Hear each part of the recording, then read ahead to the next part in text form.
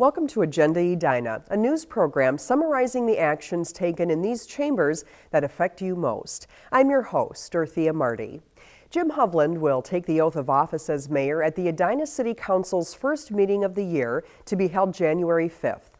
Hovland was re-elected mayor during the November 4th general election, defeating Daniel Azar. Hovland was appointed to the Edina City Council in 1997 and first elected in 1998.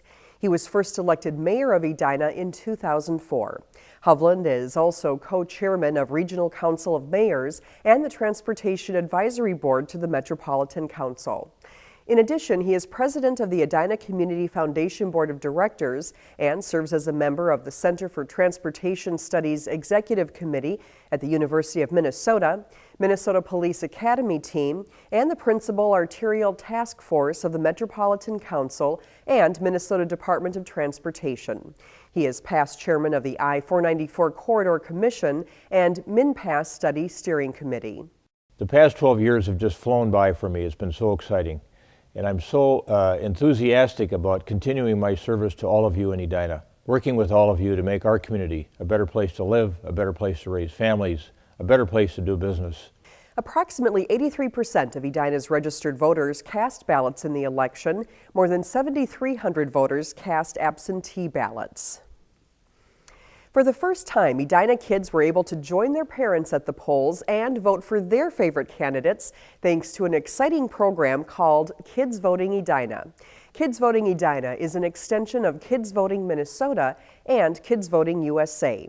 It's a nonpartisan, nonprofit program dedicated to promoting civic awareness among tomorrow's leaders and decision makers.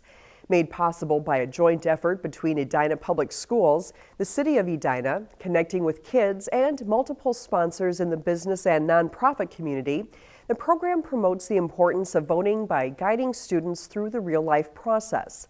The main goal for Kids Voting Edina is to generate an excitement for voting and civic engagement that extends well into adulthood.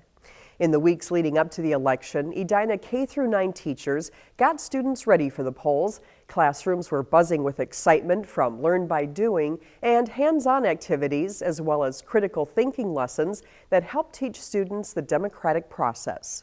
Students in grades K-12 then got the chance to tag along with their parents or guardians to the adult polling sites on Election Day. Kids voting polls were set up near the adult polls, and kids made their choices using a special kids voting ballot.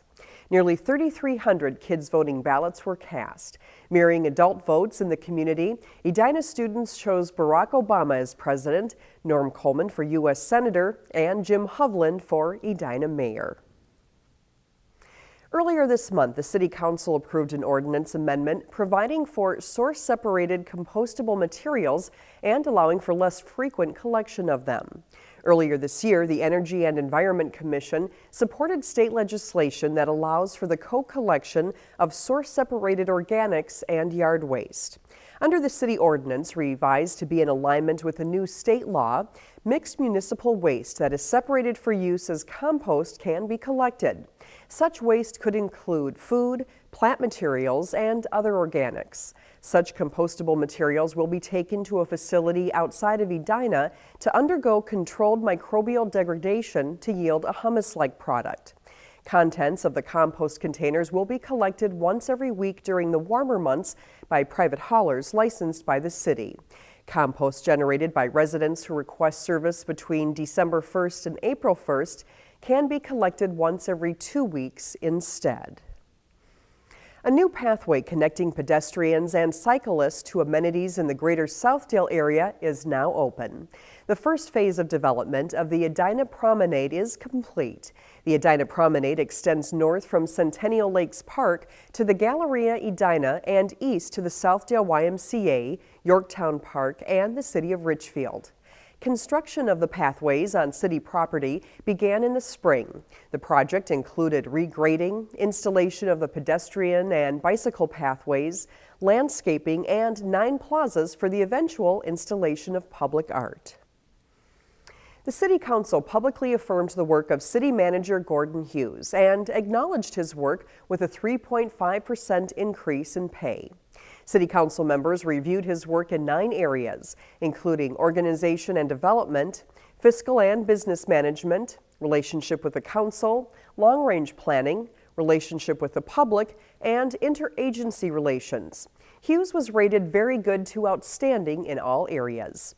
Hughes joined the city staff in 1974 as Edina's first environmental planner. In 1977, Hughes was promoted to planning director. In 1978, he also assumed the duties of executive director of the Edina Housing and Redevelopment Authority. In 1985, he was promoted to assistant city manager while retaining his duties as executive director of the HRA. Hughes has served as city manager for the past 10 years. Street repair and utility improvements in several Edina neighborhoods is complete for the season. Major street and utility improvement work was done in the Country Club, Richmond Hills, and Highlands neighborhoods this year. Work was also done in the Woodland Lane, Woodland Circle, and Wood End Drive area. The City of Edina prioritizes neighborhood streets and utilities for reconstruction in conjunction with the 5-year capital improvement plan approved by the City Council. The project is paid for by special assessment to properties and utility funds.